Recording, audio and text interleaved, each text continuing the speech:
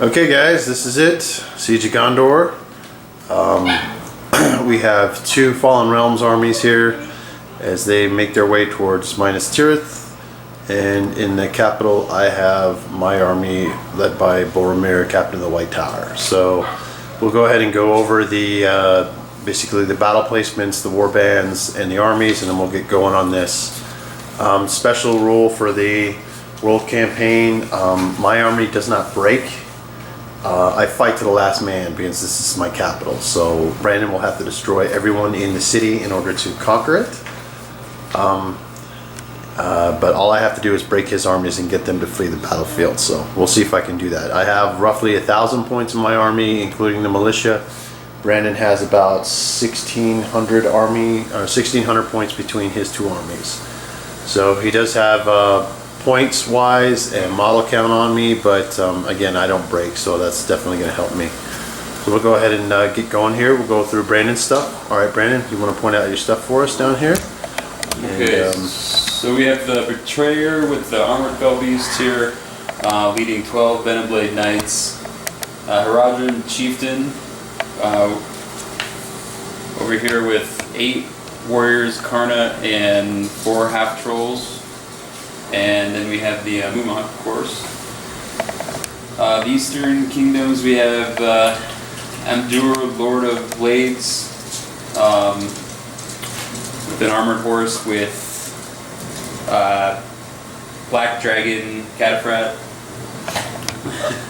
And then we have Easterling Captain with Shield, with 6 Easterling Warriors with Shield, Pikes, and 6 with bows.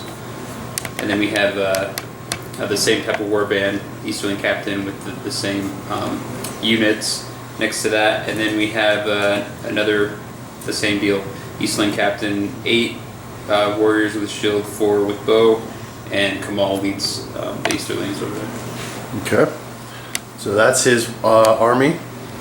We'll go ahead and do my army real quick. I'll go ahead and move the camera over there so you can see what I got on that side of the table. Okay, for Gondor, I've got a small regiment over here, which has got Knights of Minas Tirith with Rangers of Gondor and a Captain of Minas Tirith behind that. We've got a Ranger up there on the tower. Along this tower here, the ramparts, I've got a warband of Minas Tirith warriors with a warband of those gray guys are my militia. And I also got some Rangers of Gondor with them. I have a battle trebuchet there up on the wall. Similar on this rampart, I've got Damrod up in that tower, and then over there I have another small group of Rangers of Minas Tirith with, or Rangers of Gondor with Minas Tirith warriors in front of them and a captain in there. And then down here, protecting the Fountain Court, I have Boromir, Captain of the White Tower, mounted with a warband or 12 guards of the Fountain Court.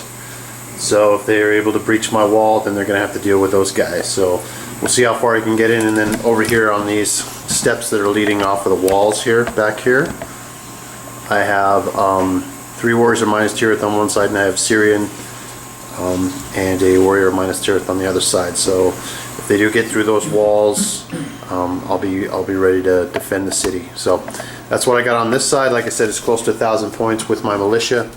Model count I think is in the mid-50s, but he has to destroy all my models. Okay, so we're at the end of turn 5. You can see the forces of evil have moved up. The trebuchet has proven its worth this round, all the way through the first couple of turns. It's destroyed several cav and also destroyed some Venomblade Knights. The Nazgul, as you can see, is up on the wall now. He's moved in, won his combat, knocked a couple of those guys to the ground, killed a guy. I've been shooting some of his archers on the Mumak, but the Mumak is now 8 inches away from the wall. So next turn he'll be able to crash into the wall and start inflicting physical damage on the gate and knock that down. End of turn 6. The Mumak is crushing. He hit the front wall there and rolled his 3 strength 9 wounds against the gate and knocked all 3 battle points down. So the gate is down. Gondor is breached. On this side over here, I got my captain up on the Nazgul, and the Nazgul did have to burn a might to win that fight. Killed another Minas Tirith guy over there on the wall. Tried to strike a wound on my captain, but my captain was able to back out, avoid that wound. So those guys are coming in the city next turn, but I've got Captain of the White Tower ready to meet the mighty elephants. We'll see who wins that. And over here, Brandon's archers back here fired and actually killed a couple of guys back here and made me burn a fate on my captain. So his archers are starting to whittle me down a little bit. So we'll move on to turn 7 here, and we'll see who's going to win the showdown here. So at the end of turn 7, the Mumak came in, charged in, knocked Boromir to the ground, slew his horse. Boromir was prone. This was he called a heroic move in order to get his charge. Boromir's bodyguards charged in as Boromir survived the knock to the ground. He had to burn all 3 of his fate, and he did take a wound in the process. But then we won the fight, and we actually struck a wound back on the Mumak. So beginning of next turn, the Mumak has to pass a courage check. Otherwise, I get to turn him and have him charge in any direction I want. Also, that magic card up there on the parapet is the Nazgul. He won his fight up there and killed 3 more of my Minas Tirith guys. Brandon's archers over here and on the Mumak killed 3 more of my guys. My range that turn didn't kill any one of his guys. So his volleys are doing better than my direct shots. So we'll go ahead and move on to turn 8 and we'll see what happens. Okay, I think we're on turn probably 12 or 13. The evil is doing their movement phase. Good is already gone. Good is just being decimated this turn. Actually, this game. Had those cav charge in last turn. My tower guard they just didn't roll well at all, and they just got trampled. So they're down. I won the priority, but he called a heroic with his Easterling. I counter heroic with Boromir and lost the heroic roll off. So the Easterling, what's his name? Emdur? Yeah. Emdur, Lord of Blades, heroic was able to go off, and he got another charge in on my front line. So this is not looking good for Gondor. Over here, I called some heroics last turn, got a surround on the Nazgul, and Nazgul busted a 6, and even burning all my might. I had to burn my might to force him to burn his last might. So the Nazgul's out of might. He's down to like 2 will after this fight. But I'm running out of gas. I mean, I'm outnumbered over there, so that does not look good. And he's got archers over here too that have not been scratched. So it's getting pretty bleak for the forces of good, but we'll see what happens here. Still a lot of game to be played. Okay, this is like the end of turn 13 or 14. Speechless over here. Basically, the prior round I had 3 archers that had shots. I took a gamble, I shot at the Mumak. I did actually roll a in the way on the Hadal, past the in the way. I got a 6 and then a 4, so I actually wounded the Mumak with his defense. The following turn, or right after that, Brandon rolled a courage on the Mumak failed.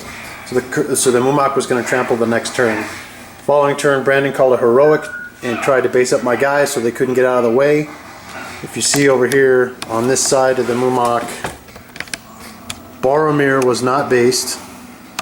So he took some tower guard that were not based and ran by that tower. Then the Mumak moved, charged forward. Everything that was down here, all the evil models, all the good models, took 3 strength 9 wounds apiece. Nothing saved. Both of his named heroes, the Nazgul got killed. Emdur, Lord of Blades, got destroyed. Lost like about 600 points in it. Yeah, that Mumak killed about 700 some points in the one charge. Over here, on this tower, my last captain of Gondor over here passed his courage check by 1 point, based the Nazgul, who had 1 will left, and was able to defend himself and make his enough fate and stuff to survive that final attack, and the Nazgul dissipated. So both Nazguls are now gone. A lot of the named guys, I think he's only got 2 captains left on the battlefield. All named dead. Yeah. All the named are dead. So Boromir might have a shot with his fight 7 now that he doesn't have to worry about Nazgul's transfixing him. So we'll see what happens after this. There's still a long way to go. Both of his armies are still not broken. My army is being diminished, but that last round with that rogue archer shooting that Mumak couldn't have gone any better. I mean, I couldn't have scripted that any better. That basically, even if I win this, or even if I lose this battle, I still did enough damage to his armies in that one maneuver that it's going to really hurt him in the world campaign. So I'm pretty happy. Even if I lose Minas Tirith now, I'm pretty happy with what just happened. But we'll continue to film here, and we'll see what happens on turn 14. What time is it? 6. 6 o'clock. So we started this siege of Gondor at 9 in the morning. 6 o'clock. So it's a 9-hour game. And the Fallen Realms have conquered the White City. Boromir fell he fought to the final battle, the final round, but he didn't get his 6, and he was just surrounded. But overall, though, I'm still pretty satisfied with what happened. Yeah. Granted, I couldn't throw any wounds at all this game, literally, with any of my guys. I've kind of learned with Gondor that having strength 3 is your best bet, and captains at strength 4 just they've got no kill power, so that it's just not as tough as something that's got a strength 5 or regular units that are strength 4. So it does make a bit difference. The only saving grace was that lucky shot with a Mumak, which basically allowed me to knock you down about 600 points on your armies, which is going to help the dwarves. So if the dwarves can conquer Mordor and they face the Fallen Realms in the field, they'll be in a better position than they were for sure. So that did help us, but congratulations, Brandon. You have conquered the White City, and the Mumak has lived through it to tell the tale. So we will update you guys more with the world campaign. We'll probably shoot the Mordor battle when Troy's available, and we'll do Brandon and Troy do the fight for Barad-dûr and see if the Dark Lord can hold Mount Doom. Then we'll update the world map. Thanks for watching, guys.